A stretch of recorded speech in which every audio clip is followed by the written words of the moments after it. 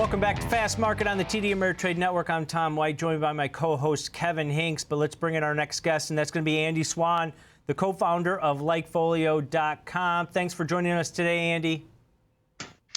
Yeah, always happy to be here with you guys. Awesome. And we've got the unofficial kickoff to earnings season tomorrow morning with a lot of the financials and banking stocks. This was one of the leading sectors last year, even in that low interest rate environment. But what kind of data are you seeing out of LikeFolio on the banks and financials moving into earnings? Yeah, so for banks and financials, you know, LikeFolio, what we're good at overall is really understanding consumer trends and the way consumers are talking about brands and companies.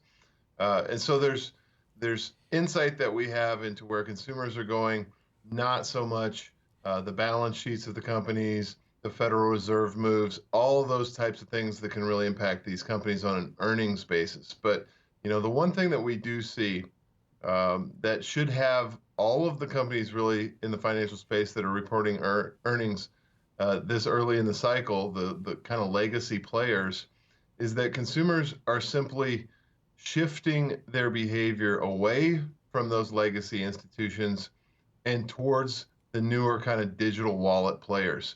We see that, you know, over and over again throughout the list of names that we follow.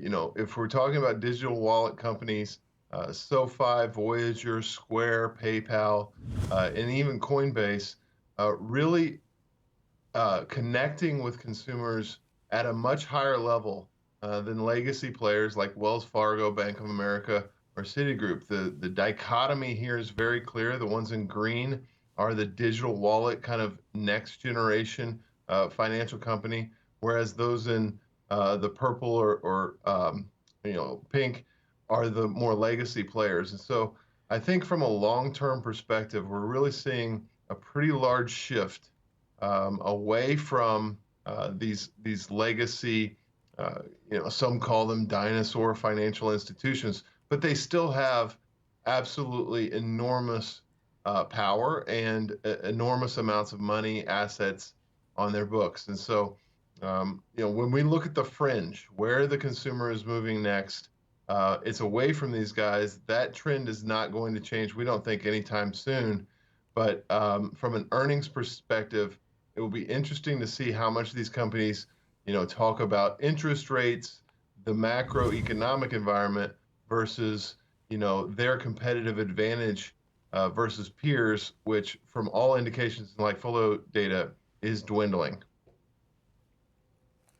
Andy, this is when the LikeFolio data gets fun to talk about, because you're talking about all these newcomers to banking, right? And SoFi and Square and PayPal, yet their stocks are getting punished, and the legacy bankers that you guys, your data is referring to as, you know, not as popular as these other ones, are struggling lately. Maybe because their affiliations with cryptocurrency and some weakness there. Maybe, you know, PayPal has got decreasing revenues for two straight quarters, things like that. But these banks, they trade off interest rates a lot. Some of my reading today, how about this statistic?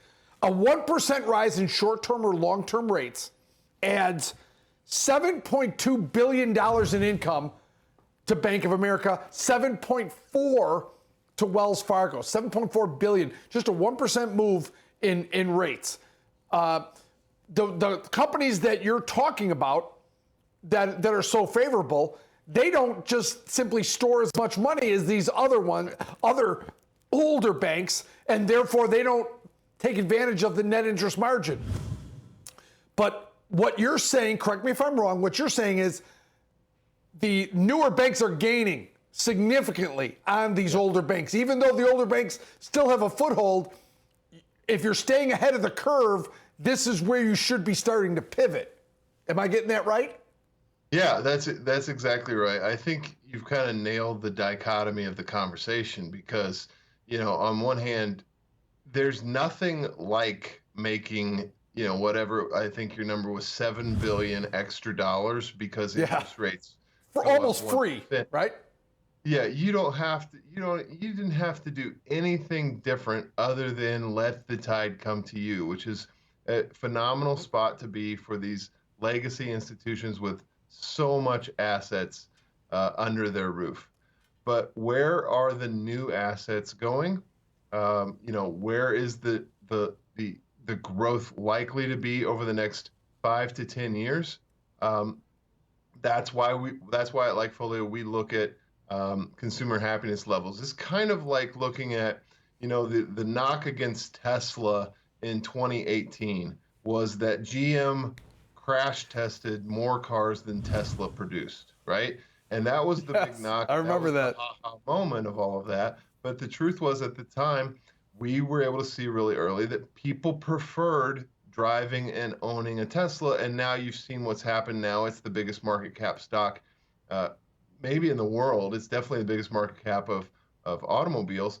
And that can happen really, really quickly when consumers have a very clear preference. It's unlikely to happen in banking nearly as quickly because of the asset advantage that you mentioned, but it is happening, and I think it's worthwhile talking about as we go into these earnings calls that are more likely going to be about macroeconomic environment than the competitive pressures that these companies face in terms of gaining new assets. Now, Andy, one of the other, besides the consumer happiness, where you're seeing those legacy banks down towards the bottom under that 50% level, whether it's Citigroup, Wells Fargo, and some of the others. But if you look at your other chart on this, purchase intent versus sentiment on a year-long average, they're all still below that level. But if you look at purchase intent and you see the minus numbers as far as percentage goes, Wells Fargo's at the bottom there. And Wells Fargo has had the best year-over-year gains in this space. Maybe that was because it was oversold at that point. But what's this chart telling you? Yeah, this chart's telling us that among the legacy players, Citigroup, Bank of America do stick out. And Wells Fargo, even worse than that, sticks out the wrong way. So if you're thinking about, where are consumers looking at from a traditional banking perspective, Wells Fargo has really fallen off down that list. So in our mind, it's the least likely to keep up with the newcomers. It's the most likely to be losing ground. But again, it's such a peripheral part of the conversation when you're talking about an earnings report that I'm not sure it's super impactful. I'm really coming to this conversation with you guys today thinking longer term and thinking about how these earnings reports of these legacy banks may impact the new up-and-coming players and provide opportunity for all of us from a longer-term perspective. Andy, when I look at Wells Fargo, and I remember back to Janet Yellen's final day as the chair of the FOMC, and she basically threw Wells Fargo in FOMC jail when she walked out the door. And they've been very reluctant to let them out of jail since then. So the fact that this company's done well or their stock has recovered because they've been, by law, unable to grow since Janet Yellen did that. So basically the whole time Jerome Powell has been chairman of the Fed. So the question is, though, I get why they're unpopular, right? That you can read the articles that basically said every person on the management team that was involved in that is gone, either by retirement, forced, or fired, or something like that. So the question is, this is an unpopular bank, but it's still a massive bank with massive amounts of customers. And if they do it right, can't they gain ground quickly? And if someone eventually lets them out of FOMC jail, isn't this one that could really catch up quickly? Oh, yeah, it definitely is. I mean, anytime, you're being held back by some external force, there is definitely at least an opportunity to spring back from that very quickly. I think Wall Street's, forward-looking enough to probably know that. That's probably why Wells Fargo has recovered most of those, if not all of those losses. But it's kind of, when I think of these legacy banks, you're talking Citigroup, Bank of America, Wells Fargo, they kind of all go in the same bucket for me. They're going to trade very much together, I believe. We don't see Sure. any reason why, from a consumer choice perspective, one is going to really win out versus the others.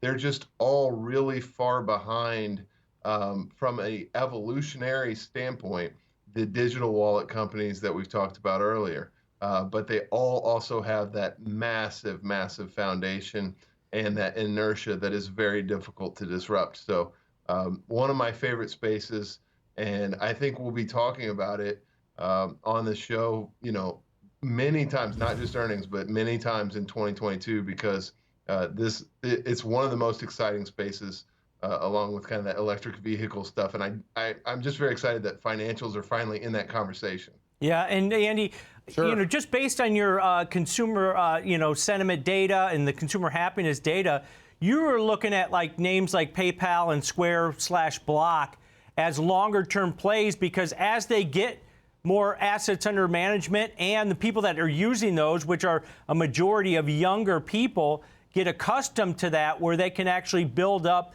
that asset base to allow them to expand to, net interest margin more and more silos of revenue generation. So all your data is more positive on the long term for those, right? Yeah, absolutely. And it's kind of like the golden goose that, I've been in this industry, for 20 years. It's the golden goose that everybody's been chasing the whole time, is how do you attract the younger consumer to give them your money and not lose them later on when they actually start making money and start piling up real assets. And I think the data that we're seeing right now, it's still early, but I think that these companies, the way that they've been able to grow and keep consumers happy as they offer breadth of services, they actually may be unlocking that key to the golden goose that we've all kind of been chasing for 20 years. And they may actually be locking in, young people for the lifetime of their asset gathering career. And if that's true, then it is a major sea change in the financial industry. Yeah, another area where disruption is taking place rapidly. All right, Andy, great stuff as always. Have a great day. Thank you, you too. All right.